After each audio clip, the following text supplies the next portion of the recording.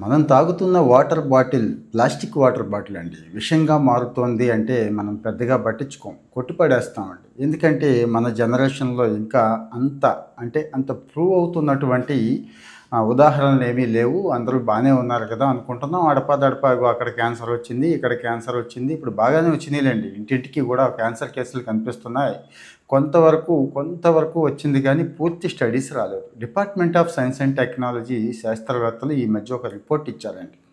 Famous reports ఏమున్నా గానీ మనం షేర్ చేసుకుంటున్నాం కదా! ముఖ్యంగా లైఫ్ స్టైల్‌లో మనం చేసే చాలా చిన్న చిన్న తప్పులు పెద్ద భూతాలైపోయి రేపటి రోజు మన జీవితాన్ని బలి తీసుకుంటాయండి. అన్నీ బానే ఉన్నాయి గదా! అంతా బానే చేస్తున్నాం గదా! అని అనుకుంటున్నాం కానీ, ఈ చిన్న చిన్న తప్పులు మొత్తాన్ని జీరో చేసేస్తున్నాయండి. సో, ఏం చేస్తున్నాయి అంటే వాటర్ బాటిల్ నానో ప్లాస్టిక్స్ మీకు తెలుసు.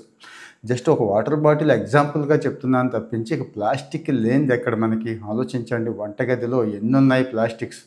స్టవ్ మీద కూడా ప్లాస్టిక్ పెడుతున్నారు. కలిపే దాంట్లో ప్లాస్టిక్ ఉంటుంది. స్టోరేజ్ కంటైనర్లు ఇక చెప్పక్కర్లేదండి. అంటే మంచి plastic, genuine plastic, graded plastic ఇంకా చాలా చాలా కబుర్లు చెప్తున్నారు మనాళ్ళు. ఏదైనా ప్లాస్టిక్ ఈజ్ ప్లాస్టిక్. కొన్ని చోట్లయితే ఇక మరీ దారుణంగా వెరీ చీప్ ప్లాస్టిక్. ప్లాస్టిక్ అంటే కవర్లండి. మీకు తెలుసు కదా! కవర్‌లో టీ తీసుకెళ్ళేవాళ్ళు, కవర్‌లో డైరెక్ట్‌గా ఎక్స్‌పోజ్ అవుతూ ఉంటాయి. టిఫిన్‌లు చేసేవాళ్ళు, తినే పదార్థాలు కవర్‌లో తీసుకెళ్ళేవాళ్ళు. అక్కడికి ఏమీ కనపడదు. అసలు ప్లాస్టిక్ అనేది ఇంత కూడా కనపడదు. ఈ సబ్జెక్టు అనేక మంది అనేక సార్లు చెప్పేసున్నారు. అయినా మీకు బోరింగ్ కొట్టినా గానీ కొత్త విషయాలున్నాయండి ఇక్కడ. అంటే ఆ మైక్రో ప్లాస్టిక్ సూది మొన అంటే ఎంతుంటుంది? దాంట్లో వందో వంతుంటాయి మైక్రో ప్లాస్టిక్స్. కనపడవండి. మనెవ్వరికీ కనపడవు. మైక్రోస్కోప్‌తో చూస్తే మాత్రం బ్రహ్మాండంగా కనపడతాయి. ఏది? మనం తాగుతున్న నీరు just water bottle, plastic water బాటిల్‌లో కాదు. మామూలు నీరు కూడా అంటే ప్లాస్టిక్స్ చేరిపోయినాయి గదండీ! ఎక్కడి నుంచైతే నీరొస్తుందో చెరువులు, కుంటలు మనం కాస్త ఫిల్టర్ చేసుకుంటారు కదా! అక్కడ ఉంది. భూగర్భ జలాలంతా కూడా అదే ఉంది. ఇక మనం మామూలుగా వాడుతున్నటువంటి కంటైనర్లు, ప్లాస్టిక్ కంటైనర్లు, బకెట్లు, బిందెల దగ్గర నుంచి, ట్యాంకుల దగ్గర నుంచి అంతా ప్లాస్టిక్కే కదా ఇక్కడ ఏ సంస్థ ఏంటంటే డిపార్ట్మెంట్ ఆఫ్ సైన్స్ అండ్ టెక్నాలజీలో మొహాలీలో institute of nano science and technology అని ఒక ఇన్‌స్టిట్యూట్ ఉంది. వీళ్ళు సంవత్సరాల తరబడి పరిశోధన చేసిన తర్వాత మనిషి రక్తంలో ఏ మార్పు తీసుకొస్తోంది? ఈ ప్లాస్టిక్ అండి. అలాగే డిఎన్ఏ చేంజెస్ వచ్చేస్తున్నాయండి. ఏం చేంజ్ తీసుకొస్తుంది? అన్నిటికంటే ముఖ్యంగా గట్ హెల్త్ అండి. పొట్ట ఆరోగ్యాన్ని ఎంత దారుణంగా ఇది దెబ్బతీస్తోంది అనేది వీళ్ళు ఈ రిపోర్ట్ ఇచ్చారండి. అంటే మనం చేయాల్సిందేంటి? సో, బ్లడ్‌ని అంటే ప్లాస్టిక్ ఎలాగో ఒక సైడ్ నుంచి వస్తుంది. దాన్ని తగ్గించుకోవడం ఒక మార్గం. రెండోది గట్ హెల్త్‌ని ఛాలెంజ్ ఇవ్వాలి కదా! మరి దానికి మెరుగుపరుచుకోవడం, బ్లడ్‌ని మెరుగుపరుచుకోవడం ఇవి చేయాలి కదండీ! సో, మరి ఎన్విరాన్మెంట్‌ని ఇప్పటికిప్పుడు మార్చేయలేము. ఎన్విరాన్మెంట్‌ని కాదని మనం అన్నీ కూడా అంటే ప్యూరిఫై చేసి తెచ్చేసుకునే అవకాశం మనకు లేదు. ఇన్నాళ్ళు తెలియలేదు. ఇప్పుడైతే స్టడీ రిపోర్ట్ వచ్చింది కాబట్టి మరి పేగులో బ్యాక్టీరియా మీద ఇన్నాళ్ళు పెద్ద ఎఫెక్ట్ ఏమీ చూపించట్లేదు. ఇగో పేగు సంబంధిత సమస్యలు ఎందుకొస్తున్నాయి అంటే చాలామంది వేరే ఏదో అనుకున్నారు. ప్లాస్టిక్ కూడా అందులో ప్రధానమైన కారణం అని చెప్పి ఈ సంస్థకు చెందిన ప్రశాంత్ శర్మ, సాక్షి దగారియా వీళ్ళు టీమ్‌గా కొన్ని సంవత్సరాల పాటు నానో ప్లాస్టిక్ మీద పరిశోధన చేసి కొత్తగా రిపోర్ట్ ఇచ్చారు. మీరు చదువుకుంటానంటే ఆ రిపోర్ట్ కూడా నేను ఇక్కడ కామెంట్‌లో పేస్ట్ చేస్తాను. దయచేసి చదవండి.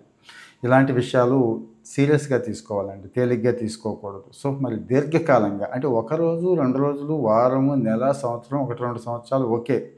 పుట్టిన దగ్గర నుంచి మనం అదే చేస్తున్నాం గదా! పుట్టిన దగ్గర నుంచి ప్లాస్టిక్‌లోనే పుడుతూ, ప్లాస్టిక్‌లోనే చనిపోతున్నామండి. అంటే ప్లాస్టిక్ బాడీలోకి మనకు తెలియకుండా అనేక రూపాల్లో వెళ్ళిపోతూ ఉంటుంది కాబట్టి ఓవరాల్‌గా బ్యాక్టీరియా పొట్టకి సంబంధించిన మంచి బ్యాక్టీరియా ఏదంటే అది దెబ్బతింటుంది. సో, మనం కొన్ని ఫుడ్స్ చెప్పుకుంటున్నాం. ఫెర్మెంటెడ్ ఫుడ్స్ దగ్గర నుంచి పొట్టకి మేలు చేసే ఫుడ్స్ ఏవైతే ఉన్నాయో అవి ఒక రవ్వ పెంచుకోవాల్సిన అవసరం ఉందని చెప్తాను నేను. అంటే ప్లాస్టిక్ ఇప్పటికిప్పుడు మీరు కంట్రోల్ చేయలేరు. సాధ్యమైనంత వరకు ఎంత చేసినా గానీ కొంత పర్సెంట్ ఉండిపోతుంది. 50%, 40% ఉండిపోతుంది కాబట్టి అదొకటి. నా ఉద్దేశం అది.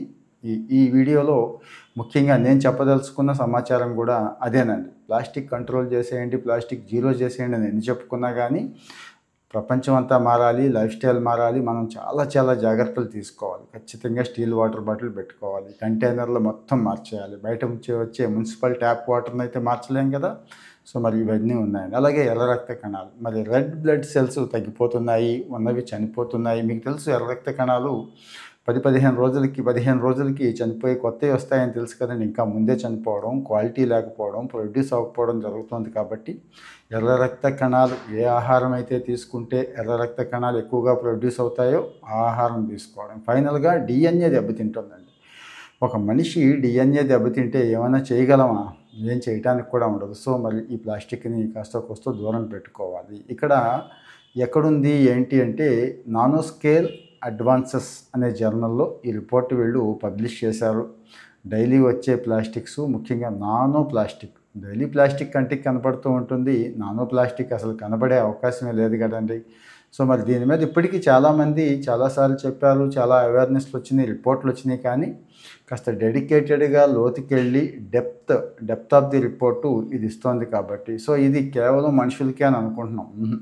అక్కడెక్కడ రిపోర్ట్స్ చదువుతూ ఉంటాం, చూస్తూ ఉంటాం మనం. రోడ్డు మీద పశువులు వగేరా పొట్ట నిండా ప్లాస్టిక్స్ ఉన్నాయని, సర్జరీ చేస్తే అంత ప్లాస్టిక్ బయటకు వచ్చిందని అనుకుంటాం కదండి. సాధారణ జీవజాలం కూడా, అంటే సపోజ్ సముద్రాలు ఉన్నాయి, సముద్ర జీవులు, చేపలు, తాబేళ్ల దగ్గర నుంచి అన్నిటి పొట్టలోకి ప్లాస్టిక్కే చేరుతుంది. వాటి డిఎన్ఏ కూడా దెబ్బతింటుంది. ఆ ఎకోసిస్టమ్ దెబ్బతింటుంది అనుకుంటున్నాం, ఆ ప్రాణులు కూడా దెబ్బతింటున్నాయి. ఇక బయట భూమి మీద ఉండే సరాచర జీవజాతి కూడా ఈ ప్లాస్టిక్కి బలైపోతుందండి. మనిషి కాస్త తెలివి మీరిపోయి మన కంఫర్ట్ కోసం ఏ ప్లాస్టిక్ని అయితే తెచ్చుకున్నామో, ఈ ప్లాస్టిక్ ఈరోజు ఇదిగో మనల్ని ఈ రకంగా పాడు చేస్తూ మిగిలిన జీవజాలం మీద కూడా ఆ రకమైన ఎఫెక్ట్ చూపిస్తుంది. ఇక ఎన్విరాన్మెంటల్ పొల్యూషను, సముద్రాలు పొల్యూట్ అయిపోయినాయి, బయట భూమి విపరీతమైన సారం కోల్పోతుంది, పిచ్చి ప్లాస్టిక్ అంతా చేరిపోయింది, ఇవన్నీ అనుకుంటున్నాం కదా. ఇది ఒక వంతు. సో మరి ఫేమస్ రిపోర్ట్స్ ఏమొచ్చినా కానీ, ముఖ్యంగా మన ఆరోగ్యానికి సంబంధించి, లైఫ్ స్టైల్కి సంబంధించి ఏమొచ్చినా కానీ మీకు తేలిగ్గా అర్థమయ్యే